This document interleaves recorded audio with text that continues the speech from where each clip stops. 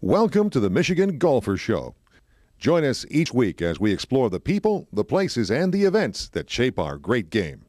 Hi, I'm Jack Berry, and I'm here today with Jeff Lesson, who has a always weekend sports show early in the morning when guys are getting up, going out to get that early 18 in on Saturday and Sunday mornings on WWJ Radio. And what's the other station? Well, the show's actually on 97.1 The Ticket, Lesson on Golf. We start March 9th, run through the entire season in the month of August. Feature the best place to play, 7 to 8 a.m. every Saturday and Sunday morning, 97.1 The Ticket. Now, you've been doing this for quite a while, right? Yeah, thanks for reminding me of that, Jack. 17 years, and you've been a part of the show for quite a while, too, my friend. Right.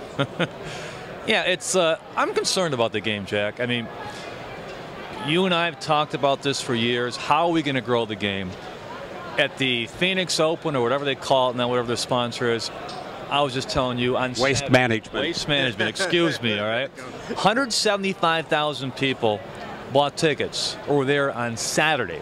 A third round of a PGA Tour event with no Tiger Woods. And they still drew that many. What are they doing right? I mean, a big party tent that they call the Bird's Nest. A big party tent, but look at the demographic. Those are almost all people under 30. And we have to appease to that demographic if we're going to grow the game. Don't you agree? I mean, I think it may have to come to loosening up in some of those well-founded traditions, you know, that guys like you were a part of as the former president of the Golf Writers Association, getting those established, which has done the game a great service over the years. But you think maybe it's time we got to loosen up on those to help grow the game? Well, I certainly believe that. Well, when I started covering golf at the Free Press long time ago, the private clubs it was like the Iron Gates, you know, and back in those days, there was no, you know, Carl Rose was looked down on, and Chet Jaywar, you know, anybody who wasn't a green grass guy. Yeah. Well, now it has changed awesomely. I noticed there's a PGA Pro at 17 Dick's stores in Michigan. I'm like, what?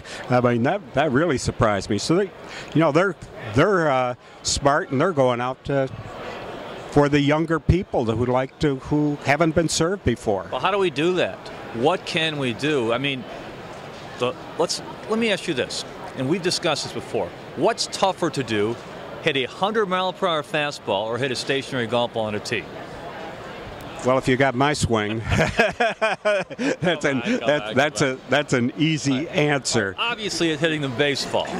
Yet, we're allowed to scream and cheer when someone's trying to hit the fastball, but when someone's trying to hit a little ball on the tee, we got to be deathly quiet.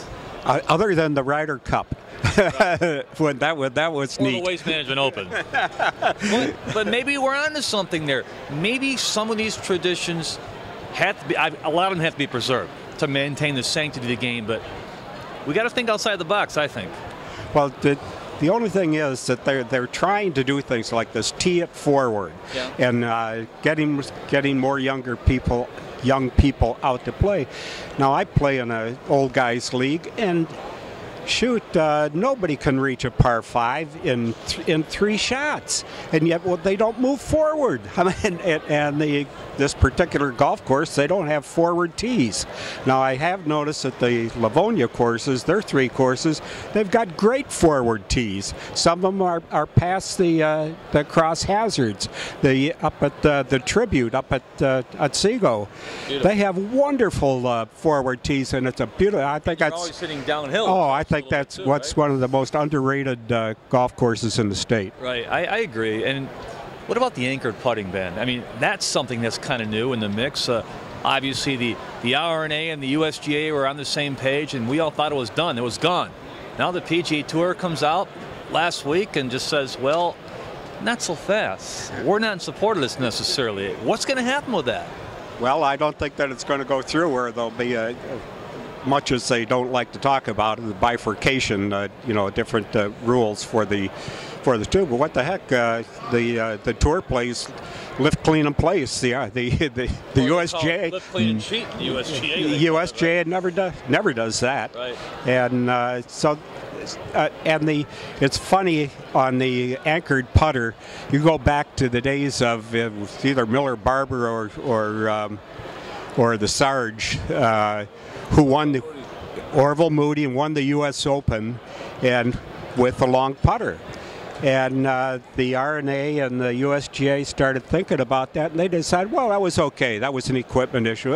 It was okay. Now, 30 years later, because a young guy, Keegan Bradley, Webb Simpson, won big slam championships, why, oh my goodness, that doesn't look good. And they're looking at a very small percentage of the people who play golf. Speaking of one other guy that doesn't look good, another young guy, Rory McIlroy. #1 golfer in the world, 7 over par, walks off the course as defending champion in the second round. What's up with that? I mean, then first of all, he says, my mind's not into it. Then he tweets an hour later, oh, I got a toothache. Well, that's when the managers. Well, the managers got them a little late. Yep. Because Tiger Woods did it a couple years ago. It was either last year or the year before, where he walked off an event, but he was claimed to be hurt. And maybe he indeed was. But Rory, there's something else going on. And we don't know what it is. The thing that got me is he gets into a BMW. He's at the Honda Championship, which he won last year. Wouldn't you think he'd drive a Honda? But Rory seems to, the equipment change, the girlfriend that he's running all over the world for. Now he signed all these great big contracts. I think he's 23 years old, just past 23, and I think he's just a young man who is kind of big boy shoes. Yeah, right now he is such a good guy. I mean, it really bothered me. Is it the new equipment? I mean, because he's not hitting the ball anywhere near like he used to. Well, it bothered me to see what he did yesterday. I mean, compare that to when he took the big number at Augusta, and he stood up and he answered every question and he talked to everybody. Now I think he just really feels hurt. He doesn't know what's going on. He's confused. And you know my feelings on Tiger Woods. I've been on the record saying I don't think he'll ever win another major, and he hasn't been 5 years now. But people that compare Rory's record with Tiger are crazy. Rory's already missed more cuts than Tiger has in his entire career. Well, they're completely different. Yeah. Tiger's father never would let him do anything like that. Yeah. And that's not quite the same now. Where have you gone, Joe DiMaggio, huh? Yeah. So what about now all the work that you're doing in Michigan and going around all the golf courses? What's impressed you? What's always impressed me, and you and I have talked about it, we talked about Art, we have the most affordable, top quality public golf course in the country. I mean, for a number of years we had the most public courses, third most total course. I think we're still second most, despite the fact nobody's building any courses in this country anymore.